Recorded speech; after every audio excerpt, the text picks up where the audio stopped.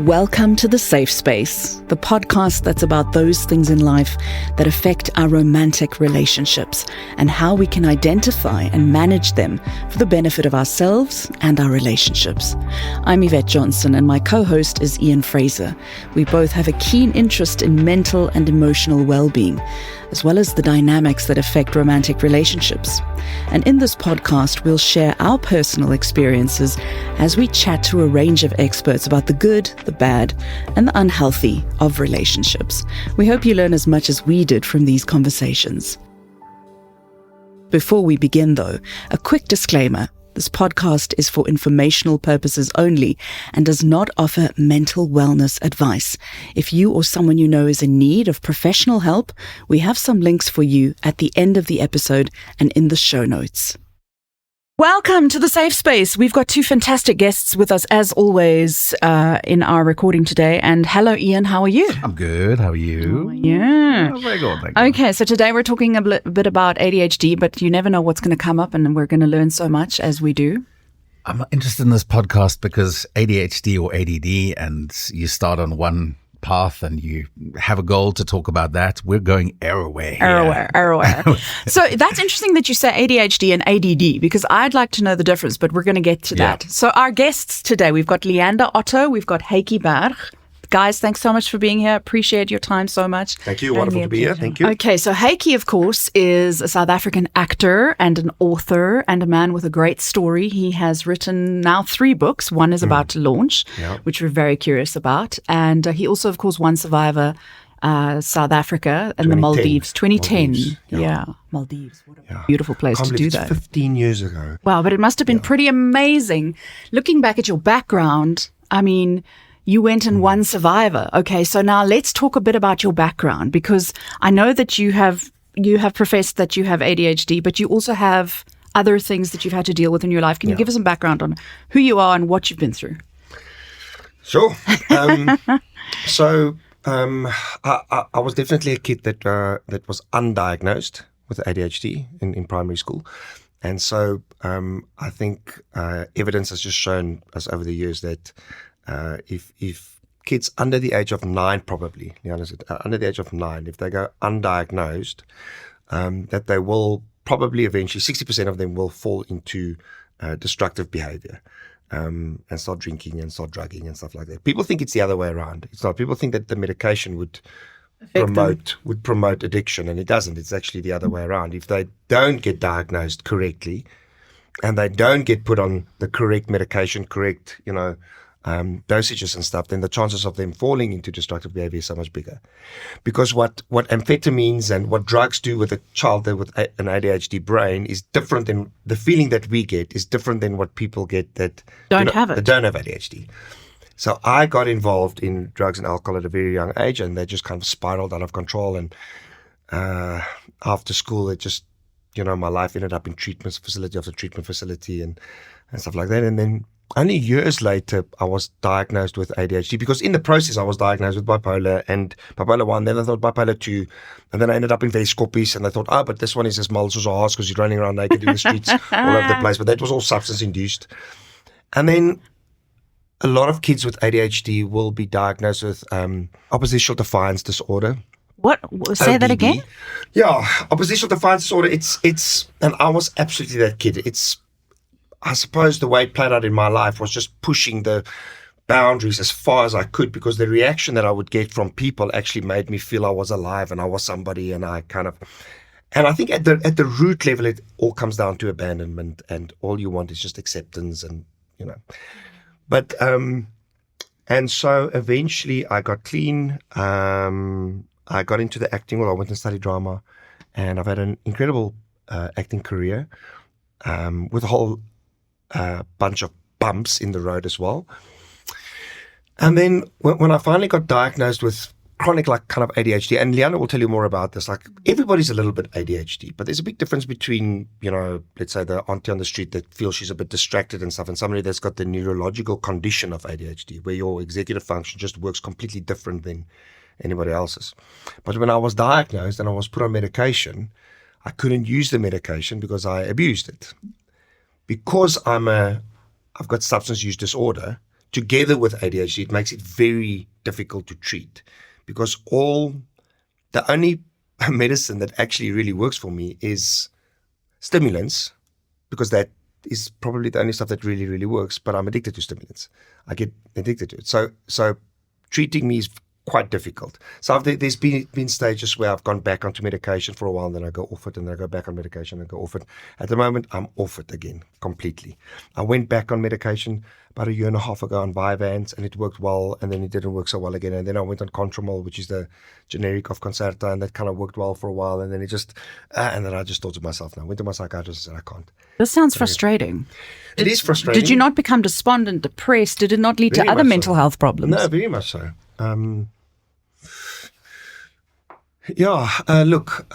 think probably one of the best off-label medications that have helped me so far is Wellbutrin, which is a second line of antidepressants.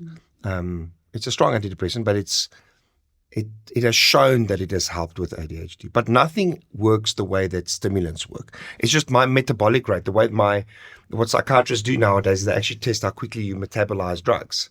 How quickly it metabolizes in your system. Some people metabolize very slowly, so they need very little, stimulants to help with ADHD. Mine goes at a rate like you've got no idea.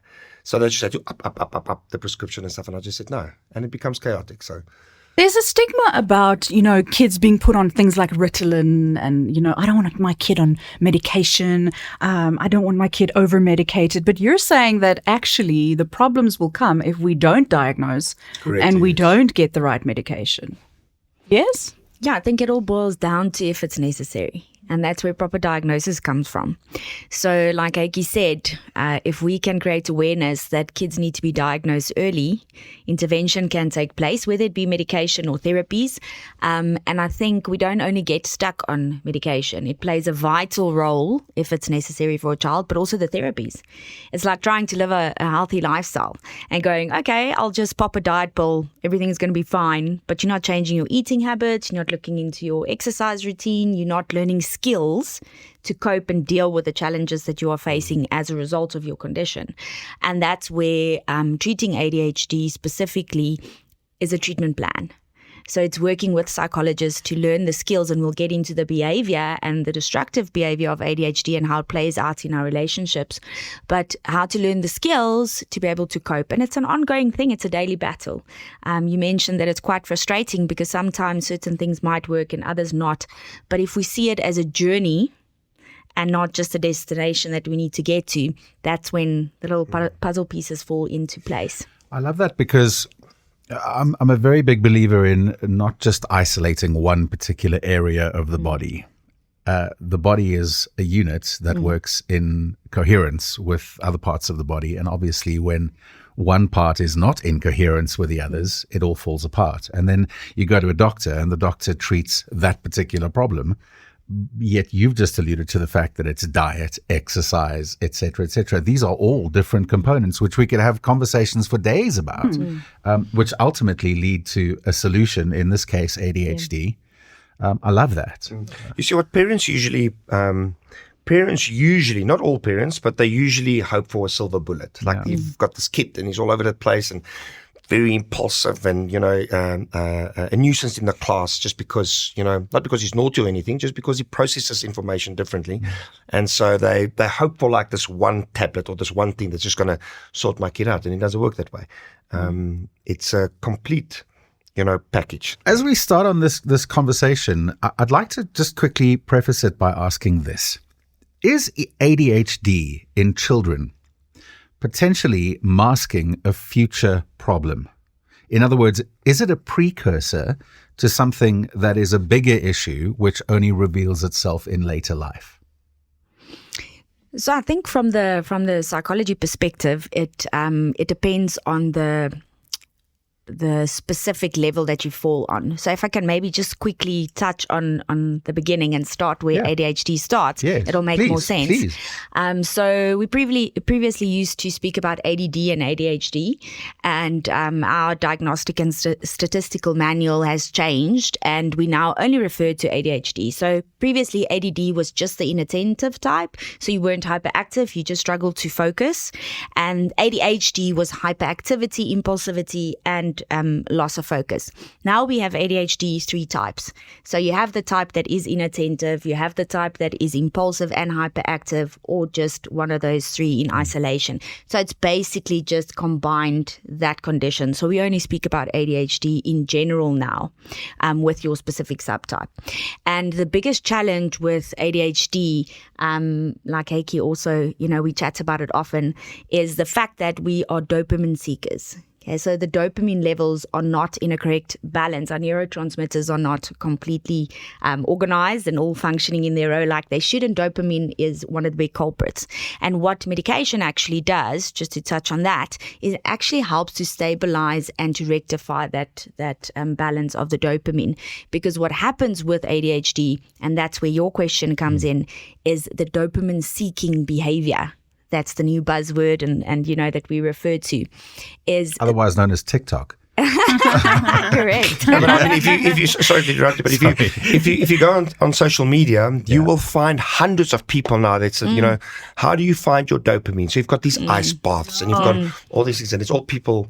That's kind of this new trend now. How do you naturally seek dopamine? Yeah. True. And I think in a way, there's 2 sides to the coin. It's definitely very beneficial, but it can be very harming because you need to check your sources. You don't have someone just rocking up and not being diagnosed and saying, hey, do this and this, and everyone does it and people get hurt or injured or whatever the case might be. So but it's got its place. Yeah. And to answer your question on that, is that the behavior becomes problematic. So is it a ticking time bomb? Yes. Like we mentioned earlier, if you are not diagnosed and assisted as a child to learn these coping mechanisms, what do I do when I am hyperactive? And sometimes, some of these kids fall through the loop, or as adults, because you might not be hyperactive with your body, sitting and shaking, but your mind is completely busy. We often find people who talk a lot, sometimes we are hyperactive in our words. So there's different ways that these behaviors can display. But the problem with coming back to the dopamine is this behavior. So if it's not treated when we have teenagers, that's in the phase of exploring, which is completely normal and natural, and they're building this self image, and they're trying to find their place in the world. And when all this doubt comes in of who am I, where am I, is there a greater power?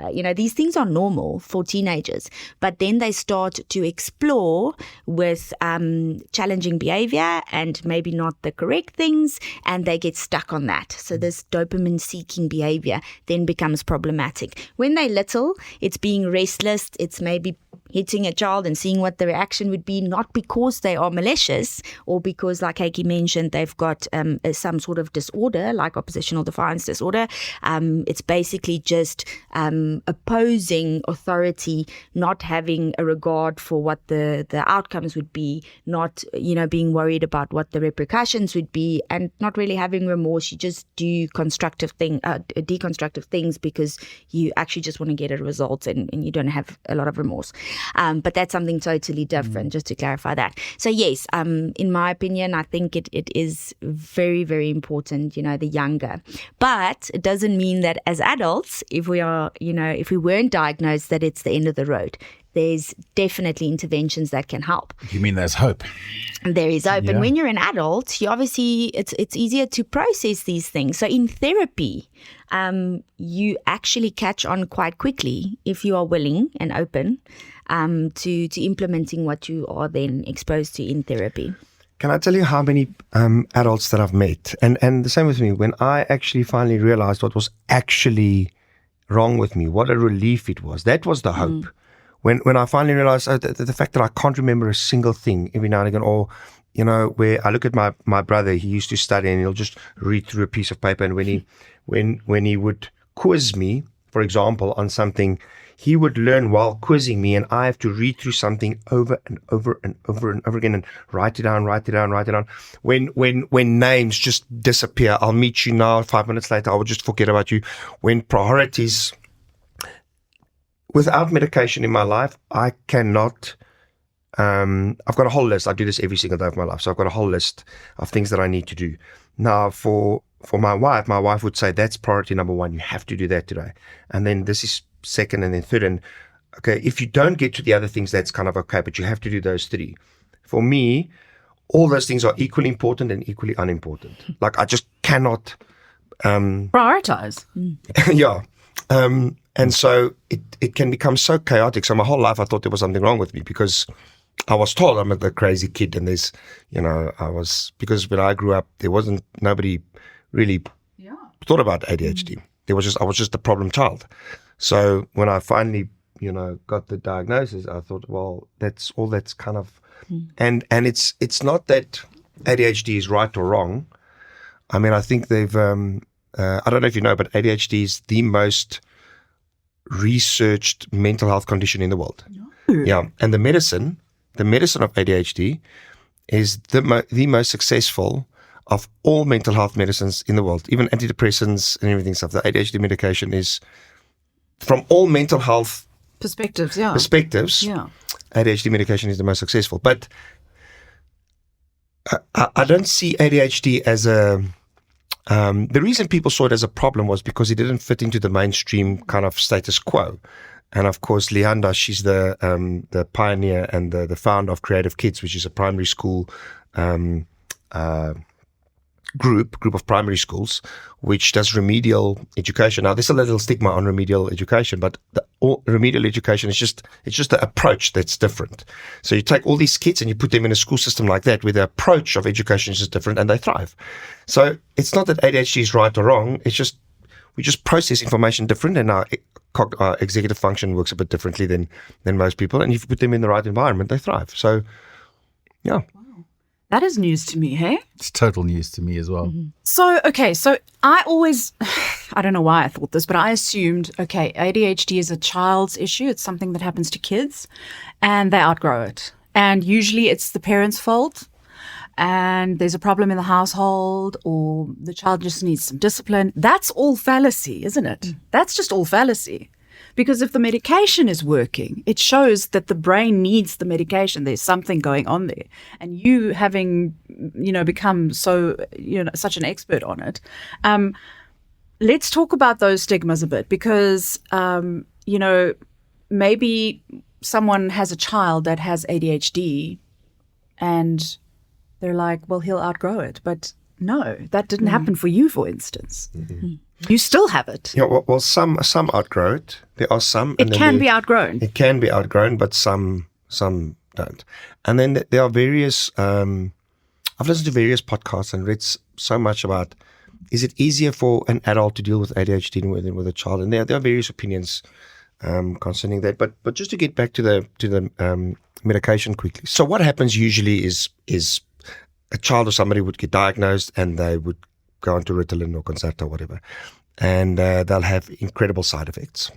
And because of the side effects, the parents might get a fright or whatever, and they'll take it off.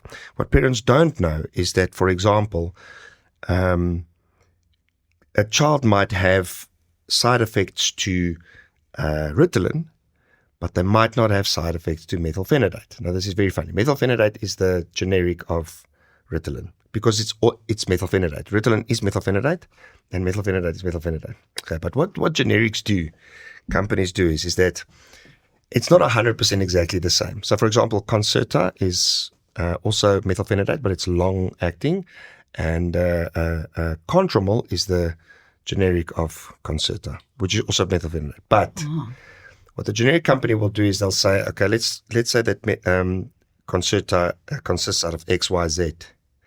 X and Y is methylphenidate. They'll keep that the same. But Z, the delivery system, how the medicine is designed to actually deliver to to your system is different. So they'll change maybe 5 or 10% of that. And that also has a massive effect on side effects. Yeah. There's been kids that they've got side effects on, for example, Ritalin, but then they go and use a generic and they've got no side effects. So what I want to encourage parents to do is, if they have side effects on the one, don't just stop and, throw in the towel and say, well, yes, I'm not going to use the medication. Go on to the generic, because you will find something that will work, yeah. Okay, so you're an adult with it. You are an adult with ADHD. Mm. And I mean, you're telling us how hard it's been, how challenging it's been until somebody said to you, "Okay, you have ADHD. This is what you've got." Well, it didn't really fix the problem, did it? No, you had to. I was just great. I'm not crazy. That's the thing, because I've got some kind of some disorder, but that's okay. I mean, now we've got a name to it, and now we can deal with it. Yeah, now you can understand it and handle it. Yes, and then when I started trying that, so just I want everybody to hear, I'm an addict, so I cannot use these. I can use it for a little while, and then I've got to go off it. If I really, last year I burned out completely. I phoned Leandra. I said, listen, I've just got too much on my plate. She said, help me. She suggested a few things and stuff. Went back on medication. And then I went back on medication for about 3-4 months, and then I had to go book myself in for burnout, because because the other thing, what happens with ADHD kids is we can get very hyper-focused as well. It's not a thing that we don't have focus. We've got a lot of focus. We just don't know how to really focus. Sometimes I put it in, but there's something called hyper-focus as well. I can get into hyper-focus drive, and I can just go and screw everybody in my way, and I'm just going to reach this goal and achieve this goal. And I'm so focused, and there's just bodies lying next to the floor, as I try and achieve what I need to achieve. So that's the other side of it. And that's when you come across as. That's probably when people will say, "Oh, but he's a narcissist. He doesn't care about anything but his own goals and that sort of thing," right? Have you had any of those labelings happen? No, not that. Not narcissistic though. It's a combination of my addiction. If I don't check my substance use disorder, I can very quickly get hooked on something, and that can become a problem, like an obsession. Like an obsession, yeah. Like training or exercise or food or whatever. Thank God I've never gone into sex addiction or porn addiction or anything like that. But work and achieving can become toxic for me as well. There's something called toxic achieving, toxic of just wanting to achieve more and more and more and more.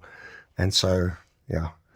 I can just imagine. But I didn't answer your question. What was your question? Well, I don't know. Like there's so much to say. There's so much to ask. But let me ask you this. My wife goes dilly sometimes. I want to know. I want to know about the wife, because she is the person that lives with you, and thankfully they know this is what's wrong with you. This is the thing. Sometimes my wife can't have conversations with me because I've got too many files open. She calls it my file cabinet. So. I would speak about 10 things at the exactly same time, and it will freak her out completely. She'll just say, well, you just spoke about 10 things. You start one thing, you don't finish anything. She just can't have another conversation with me and then I've already forgotten about 5 other things that I've spoken about. What you've said. And I forget things, and I lose things, and I look for my wallet every day, and I look for my car keys every day, and so that's the thing. It's not just me then. Wow, guys, I think I need to come and see Leandra. Wow. Yeah. Somebody said something quite cute. It was cute in the context. They said a person with ADHD has the brain of a Ferrari and the brakes of a go-kart. Mm-hmm. And it is very difficult to stop that brain because it works so efficiently at times. Is that a good analogy? Very good. I think it's spot on. The problem with ADHD is that you struggle with executive functions. So it's a very interesting area to delve into, and we've got lots of executive functions. But the main executive functions that is affected by ADHD is planning, organization, impulse control is a big thing. And I think that's what you just said. Yeah, that plays out in our relationships. So imagine how challenging it must be for someone you've mentioned. So now we know this person has got ADHD, but it doesn't make it easier to live with them, to understand them. It's something that you need to work through together to understand, because often, people with ADHD would be very interruptive. They will interrupt you while you're talking because you might talk about the Ferrari, and in my head, I'm thinking, I saw a yellow Ferrari the other night. I have to tell you, you know what? And then I talk about the yellow Ferrari. Yeah, so just to interrupt, Leandra, right there, my wife had a very serious conversation with me about it. Very, very serious about when she talks, and it became a big thing.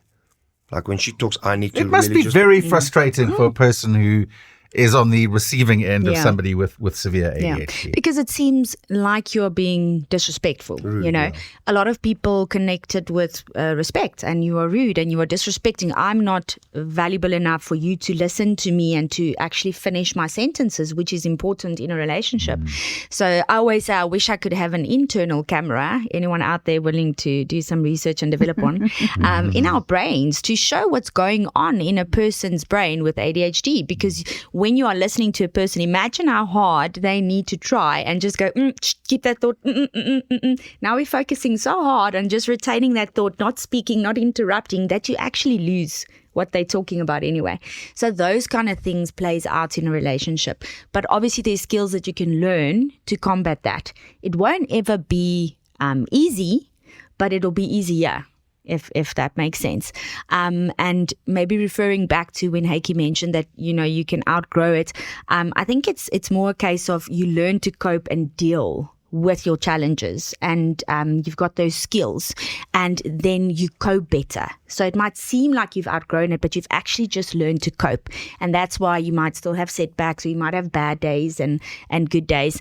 But I think also for the person in a relationship with someone with ADHD, there's also a lot of compassion to be had with them, because it's also a lot of work for them. But at the end of the day, it can be a very rewarding relationship because, like we've mentioned, you know, ADHD, I always say to the kids, it can be your superpower.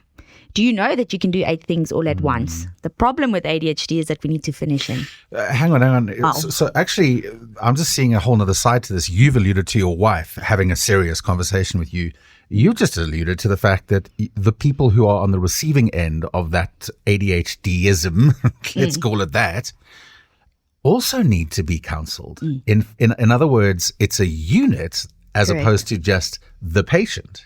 Correct. That's very important because if you can enable people like your wife to understand where you're coming from, it gives you an easier way to recognize what to do. Definitely, because I think then they don't take it on personally, you know, that it's why are you doing this? You know, am I not important enough? Why is it because you don't love me? Is it because you don't respect me? And then they are often taught in therapy also cues, you know, if a person with ADHD is I'd love to be a fly on the wall and take videos of myself in the morning, brushing teeth. And then once the toothbrush is in my mouth, I walk to my cupboard and I'm brushing teeth and I'm going, oh, what shoes am I going to wear? And then I go, oh, you're busy brushing your teeth. What are you doing? You know, but then you have a partner or you have someone, or if it's a mom and, you know, a child, we can say, we brush our teeth in the bathroom. Let's go. Let's put music on, whatever the case might be. But you actually work together as a unit, because no person is perfect. You know, your partner might not have ADHD, but they might have something else, you know, personally that they are dealing with themselves. And I think it's just finding that, and imago therapy has got such a lovely saying of, you know, finding the lingo and just getting in touch with each other, and you basically dance together, you know, through life. So it is challenging, but it's definitely very rewarding. You know, an adult with ADHD will fixate on you in certain areas. And, you know, if that's the day that they fixate, you know, you will be the center of attention. And that keeps the dopamine going for them, and that gives you the little spotlight. But on the days that are not great, you know, I think it's important for the other person to understand and know, okay, no, what can I do? And vice versa. But I want to share how beautiful a relationship can be. So my wife is not ADHD at all. She is exceptionally strong in planning and admin and stuff. She was a lawyer, but she's not a lawyer anymore. And we've got a few business interests together. And we, I think in general, a lot of ADHD kids will develop kind of their entrepreneurial, you know, sense of skills and stuff, because they're the ones that's going to take a lot of risks, try a lot of new things, be very impulsive. They're going to pay a lot of school fees and stuff, but they will probably not be your average employee. So they will become kind of more entrepreneurial. And so with my wife, I always say that I'm the one that packs the bricks. She's the cement. So in our business, there's a lot of admin and stuff to do. And And she does that perfectly. I would never be able to do it, ever. So I'm kind of in a lot of areas, I'm the front guy, I'm the presenter, I'm the, getting the new business and whatever.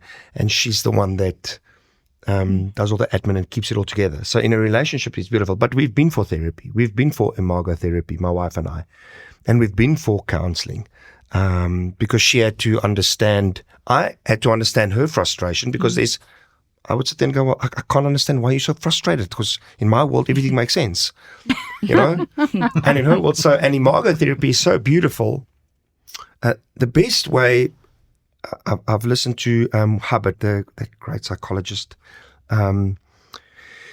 He said that, imagine a normal person has got you've got your orchestra in your brain, right? All your networks and stuff. And there's this orchestra and you've got the conductor, right? And he says the drums must go louder and the trumpets must go softer and then this must go up and the violins and stuff. And so kind of that's what happens with the conductor is the executive function.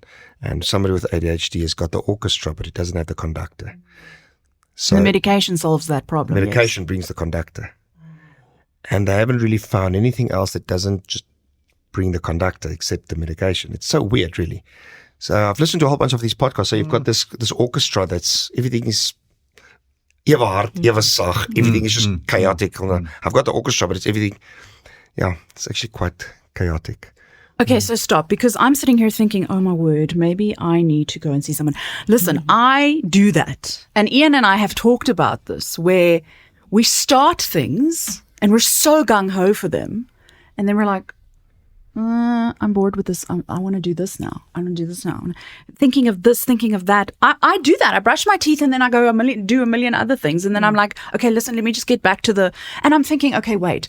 When I was in school, I was anything but ADHD. My brother was hyperactive and he didn't concentrate. He didn't do well in school. Now he's a creative genius and it's all good. But in school, they didn't know what to do with him. He was hanging like a monkey from trees, whereas I was this goody two-shoes. Now it's a different ballgame because now I'm concentrating on multiple things. I'm so inspired by this, that, and the other, and I'm all over the place. How do you know as an adult and as a child, something's not right? Is there a test? Is there a litmus test to dunk something in some I just want to say something quickly. solution? So in Japan and Korea, they actually teach kids how to focus and how to commit to things. Because remember, that's also a skill. We live in an ADHD environment. We do, don't we? Everything around us is ADHD. In the last couple of years, the way we process information and things coming to us and distractions is just next level. Okay, so we live in an ADHD world. So why though? For people who don't know what you mean. Well, because I think I know, but what if someone doesn't? Is it because of everything? Social media? Social media, but to give you an example, 15 years ago, if you drove from Johannesburg to Pretoria and back, 2,000 marketing messages went into your subconscious mind because of billboards and everything and stuff. Today, it's over 50,000. Just Pretoria and Joburg. Of all the information that your brain processes, of people wanting to sell you things and people promoting things and just brands all over the stuff. I don't like it. And your phone. So, a lot. Everybody are being distracted. So there's a difference between just being distracted because it's getting more difficult for anybody to actually sit down with a task and focus and finish it. So the most beautiful definition I've ever heard about commitment is, and I try and stick with this. There's commitment is the thing that you do that when the feeling that when you made the commitment in has left you. Do you get it? You still keep doing it even though the feeling has left you. Yeah, so you've got to learn. I've got to learn that when the dopamine goes and when the feeling, the excitement goes, whatever, I still need to pitch up and do what I need to do. Doesn't matter how I feel. Doesn't matter what my lack of motivation is. If I start something, I've learned that I need to finish this. Because if I don't finish it, it has such a knock on my self-esteem and my self-confidence. And that old tape starts coming back saying, you see how worthless you are and useless you are. You can't do this, you can't do that. So for my own sanity, when I start something, I need to finish it. That's important. I use the label consistency. Sorry, just to be consistent. Sorry, I interrupted you.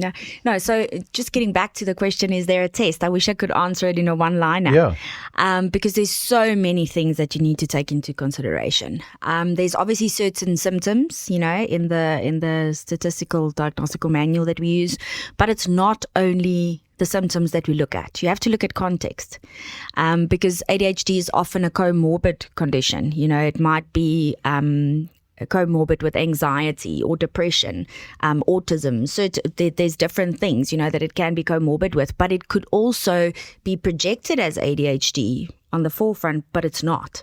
So there's often things like sensory integration difficulties that can have the same symptoms, where you really struggle. So I always explain it to parents. Imagine if you have this invisible net around you, we all do, and we all would preferably have a medium little hole, our holes would be medium, and we get the sound through, and we get the light through, and we get emotions through, and whatever other senses that we experience, and it's manageable. But for some people, those holes are very big, and it's just too overwhelming for them. So what might sound soft to us is quite loud to them, for example, and the same with touch. That's why certain people, they would give you a hug and it's so hard and you're going, ow, that hurts, or they touch you and going, I know how to see it, but they go, oh, you're crazy, that's not hard. And so it can display in a sense that it is ADHD, because children with ADHD also struggle with sensory integration when they are younger, or sensory sensitivity, like for example not being able to wear a scarf. It's too irritating, or the labels in your clothes, but that might only be sensory integration difficulty. It might not be ADHD. Other conditions with language processing, so you actually take longer to process information, hence you focus slower. It's not ADHD. So that's why proper diagnosis is so important. So my best advice that I could ever give someone is, please don't diagnose yourself. Don't hear about these things and go, oh, I have ADHD, I have ADHD. Dr. Google. Yes, or TikTok. But you need a proper diagnosis. So is there an assessment? Most definitely. And when kids are younger, it's a little bit more challenging because they cannot completely explain to you what is happening in their minds.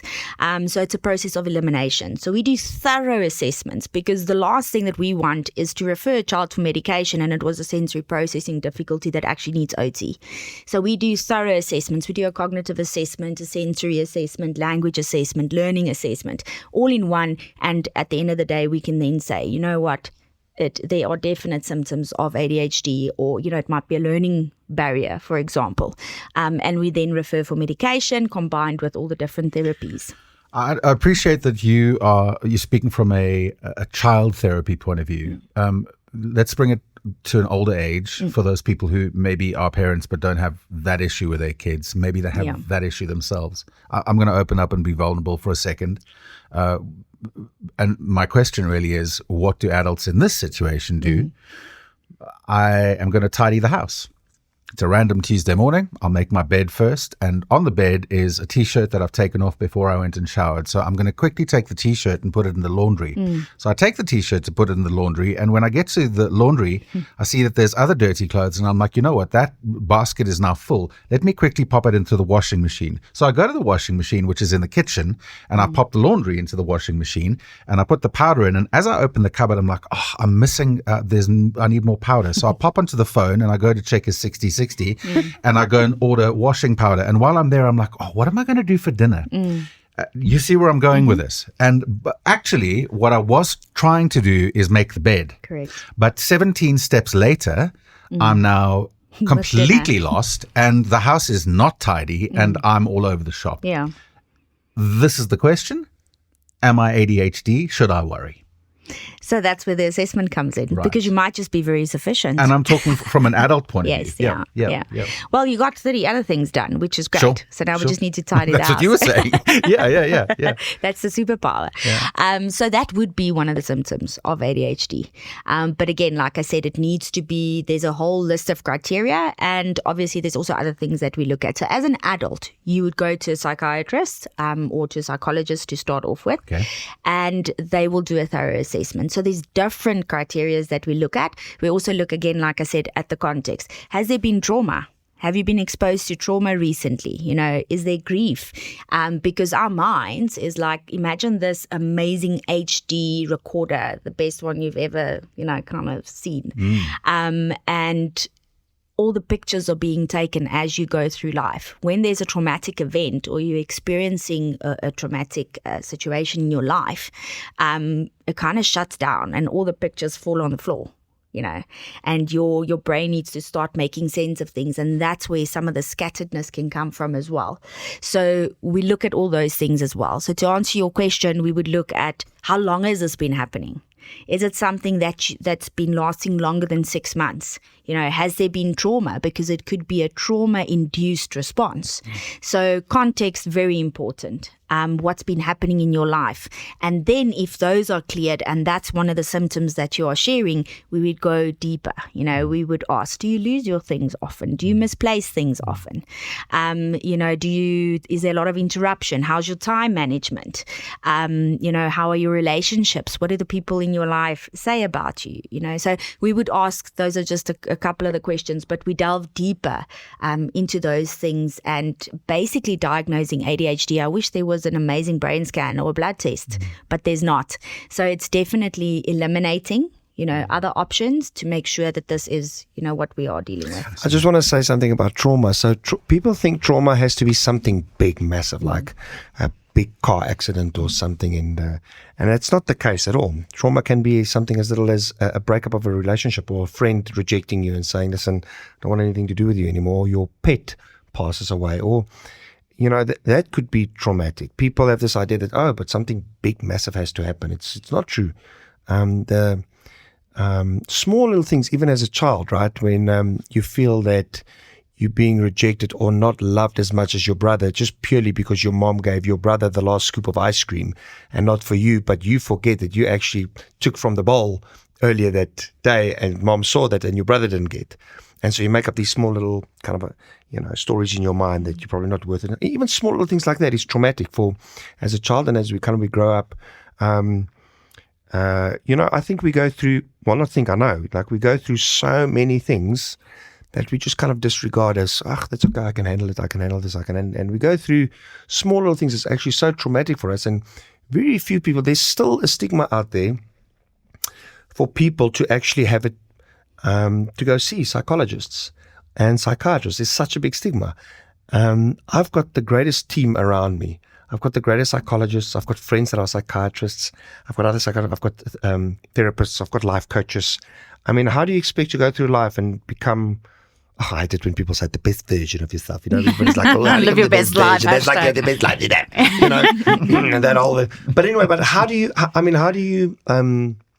go through life and achieve what you want to achieve without a group of people, being there for you and standing by? But there's still a stigma. I mean, that's why we started this podcast, is to open that little packet up and go, look here, look at all the options, right? I mean, that's 100%. Yeah. So inspiring. So okay, I mean, it's quite funny because I always contextualize now this in terms of relationships, because this podcast started out being a relationship podcast and specifically romantic relationships. You've alluded to you and your wife, and bless her for being such a saint from what you've said. Yeah, and bless her for still being with me. Yeah. Well, let's not make light of that. That's a serious thing. It's a big deal. But in the context of relationship, open to anyone who wants to answer, I really want to know, how does ADHD affect a relationship, and how do you manage it? We've spoken a bit about it being everybody managing it as opposed to the person with ADHD. But there are so many factors here. So let's talk relationships with that. And maybe you want to give us some sage advice for anyone. I'd love to hear from Leandra. Yeah. We've opened the door to talk about the challenges that can be, and it runs a lot deeper than just interrupting someone. Something that people with ADHD struggle with is emotion control. Remember impulse control? What's the biggest thing that makes us human is our emotions, and controlling our emotions can be really challenging, even with medication. Like I said, that's when the skills come in, because it's not the silver bullet that Hykie referred to. We still need the skills to deal with it.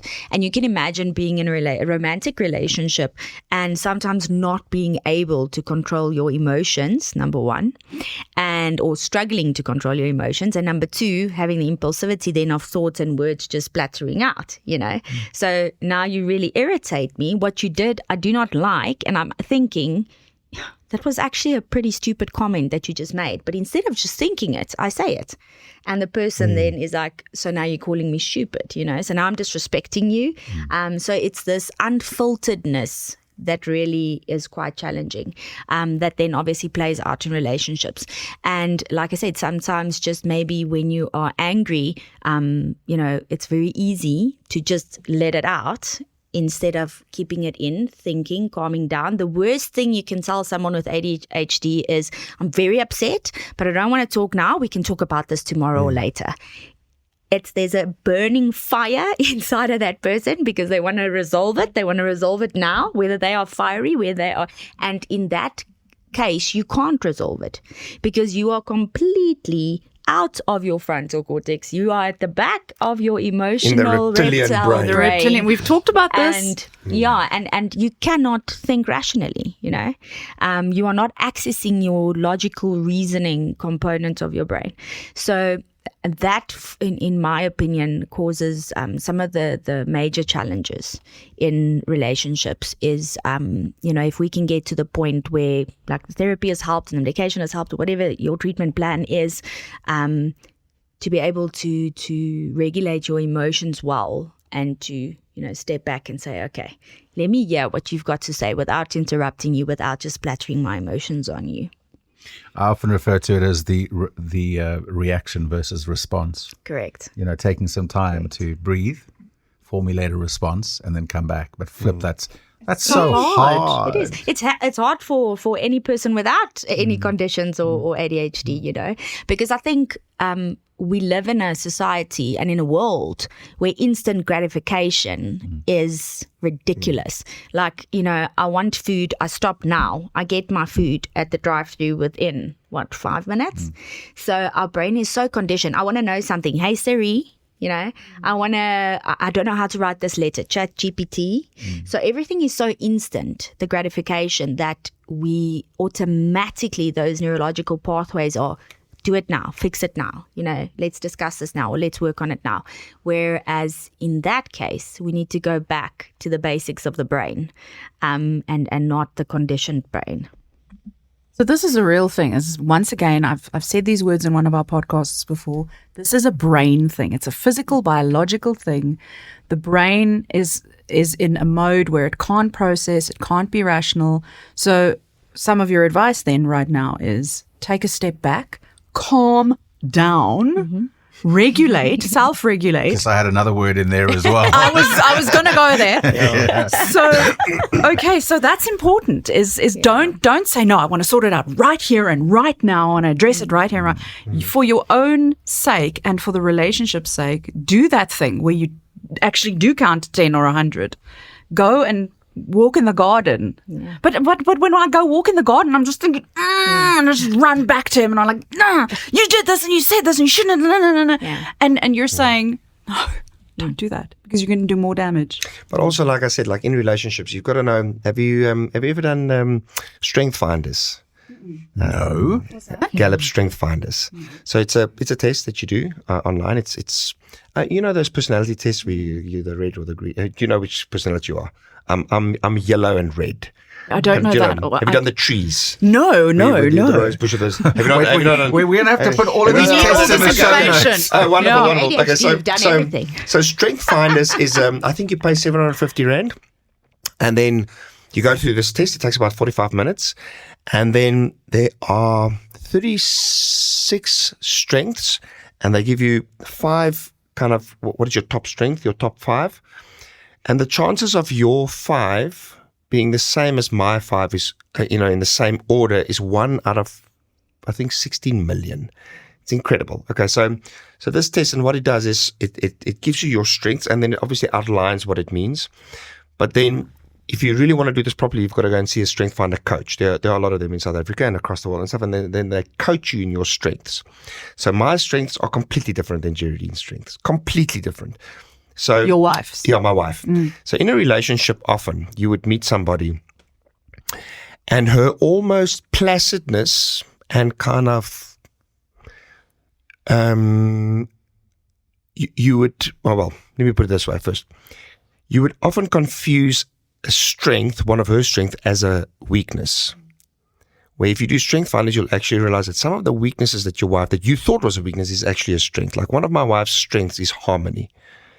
That's a strength. It's a lovely strength. She brings, it's incredible. But I used to think it's just being placidness and just being, and so it caused problems. But when I started seeing those things as a strength, so now you can kind of start building on a relationship together. Because remember, I might have ADHD coming to the relationship. You might have, most people suffer from a mental health condition. Some kind of issue, yeah. Some depression or anxiety or whatever. You come into your relationship with your stuff. And that's not the determining factor whether the relationship is going to work or not. Your ADHD or your anxiety or whatever. Relationship is so complex. There's a spiritual side to it. There's a physical side to it. There's a biological side to it. There's our wants, our desires, our values, having fun together. Just because I've got ADHD, yes, it causes problems, but it also causes a lot of fun in the relationship. A lot of fun. She also has her challenges and her stuff and her insecurities. So, I mean, I always say, I've married quite a few people and I love it. I love marrying people. I'm not you've married them. Yeah, I thought you meant the ceremony. Oh, you did the ceremony. Okay. Yeah. Because I'm a preacher at my church. Yes. Yeah, every now and again I preach and stuff. So I always use this analogy of it's these two steam locomotives, and when you get married, these two has got this head-on collision and this train just crashes completely. And it's just pieces lying next to Great analogy. Right? Yeah. Great There's all these analogy. pieces lying next to the railway track. And then you and her now have to start rebuilding this locomotive, kind of, to start, building your new life. It's like having a baby. So we've got LeMay. She's almost 2 years now. And obviously when we got the baby, so Julian was very hyper, kind of overprotective, and she had to take care. And obviously she was the primary parent because LeMay would drink, milkies and everything and stuff. And I was kind of the dad and trying to do the dad stuff. And so at one stage, I remember we looked at one another and we just actually burst out laughing because we both realized that we were both going down a ski slope, not knowing where we're going. And she falls down and then I fall down and she falls down. And every day is new. Instead of me thinking, I know what I do, I'm a dad. And she goes, well, I know what I'm doing because I'm a mom. But we don't know what we're doing because every day is new. It's a brand new kid.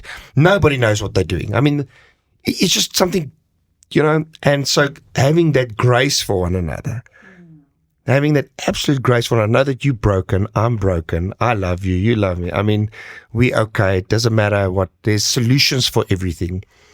But that takes emotional maturity, and not everyone has a lot of that. No, but then get some, I mean, at the end of the day, when you kind of, there's a line in the sand that you've got to draw. Okay, well, I'm now 46. It took me a very long time to get to this place. And I'm still, there's still so many things to work on. But, I mean, eventually you have to get to a place in your life where you draw a line and say, I'm getting serious about life.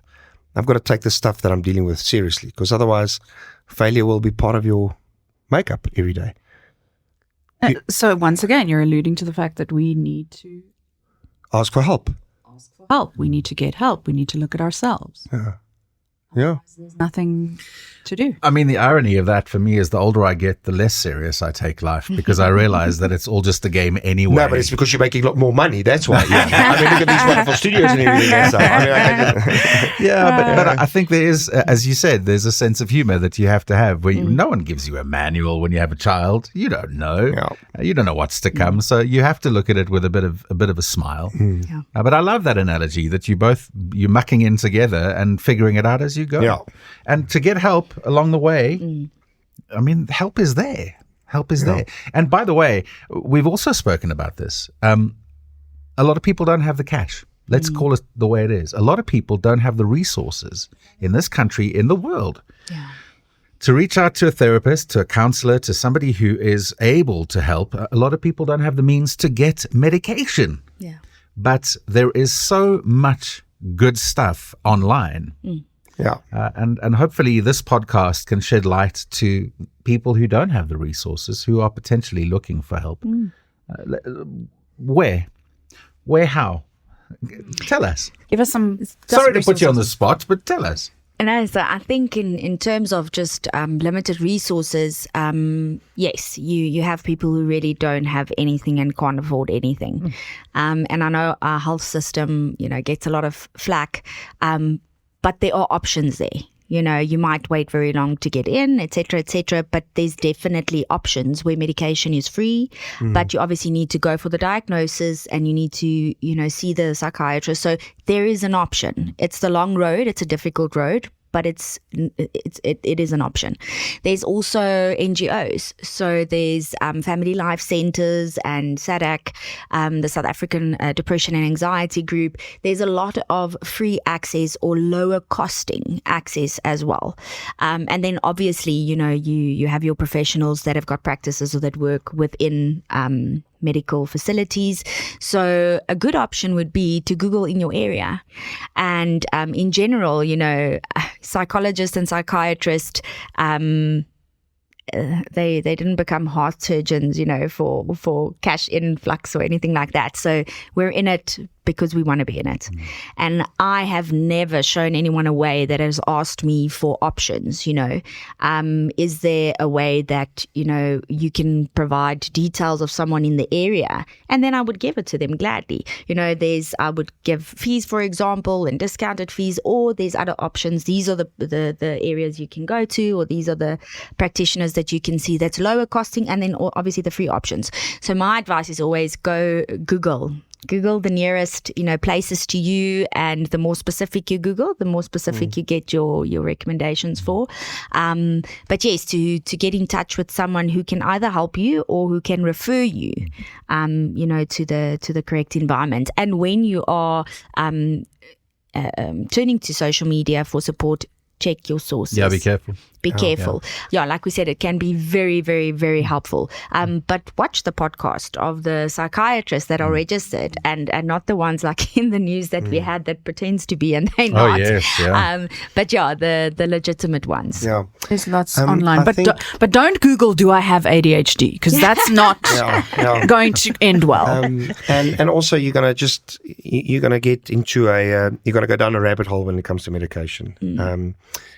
It's a hard journey. Yeah. It's trial and error. So I must tell you, I've been to 8 clinics in my life, right? For various things. Most of it was drug abuse because I would stay clean and then come up. But I've also booked myself back for relapse prevention and codependency, and then for burnout. And I've never, ever in my life, ever, I've been now kind of involved in the therapeutic world for probably 28 years. Kind of in and out treatment, part of Narcotics Anonymous, seeing therapists and psychologists and psychiatrists and doing all that stuff. And I've never, ever, ever come across a psychiatrist that I felt just want to, prescribe medication and just put you on medication just for the sake of. I've always, I don't know where people kind of get this idea that, psychiatrists that just put you on meds, and there's this, I don't know where kind of people get to it, because, you've got to view medicine as if you can't ride your 2-wheel bike at the moment, get a third little wheel and then you ride your third little wheel. That's what the medication does for a while. It might not be forever. It might just be for a season, until you can ride your 2-wheeler bike again. But great analogy. Coaching has become very popular. There's ADHD coaches. So I saw somebody, her name is Anita. She's a brilliant coach. I saw her for a little while. And so what they do is they're quite relatively they're not expensive at all. And so they kind of actually coach you. They're not cognitive behavioral therapists, and also they can't diagnose you with anything. They don't have that skill. But it's like a mental health coach, for example. It's kind of like life coaching, but a bit more specialized, and they can also help you and guide you and get your life back together. There's a lot of options out there today. Resources, but if you really want, and you'll keep searching until you find something, there are ways and means, and learning is the beginning, isn't it? Because you see, people don't want to spend that money because they see it as a grudge payment. But 750 Rand, for example, a session, that's one date night a month. And if you're not willing to start investing money in yourself and healing yourself, how serious are you taking? It's important. It's investing in yourself. Take yourself seriously, invest in yourself. Yeah. Wow, guys. Okay, this has been great. I've learned a lot. Thank you. Hykie, if people want to learn more about you and sort of maybe contact you or read your books, they can go to HykieBerg.com. Yeah. HYKIE Berg, like a mountain, BERG.com. Everything's there. You can purchase my books online. You can, I've been very fortunate this last couple of years with being invited to address people and speak to people. And this year I've been quite busy with corporate companies. I've been doing a few minds where they invite me to come speak about mental health and the challenges about mental health with employees, especially in the mining field industry. And so you can book me there. You can get all your information online or on Facebook and Instagram also. But also I just want to tell the parents just to go and check out Creative Kids with a Z, creativekids.org.za. Is that specifically for the ADHD situation? It's one of the challenges that we cater for, but it's also for children with learning difficulties or with anxiety. So anything that they struggle with that hinders them from coping in a mainstream setting. Smaller classes, multi-sensory learning. So we engage all the senses. They're constantly learning, watching, listening, jumping, hopping, skipping. And they pass CAPS curriculum, normal CAPS curriculum with 80-90%. Normal CAPS that they have at ordinary schools, that's what they pass with. So, and it's not a miracle, it's just science and good teaching and professional experts, and the kids thrive. Go check that out. What's that website again, please? So it's Creative Kids with a Z because they are creative, creativekids.org.za.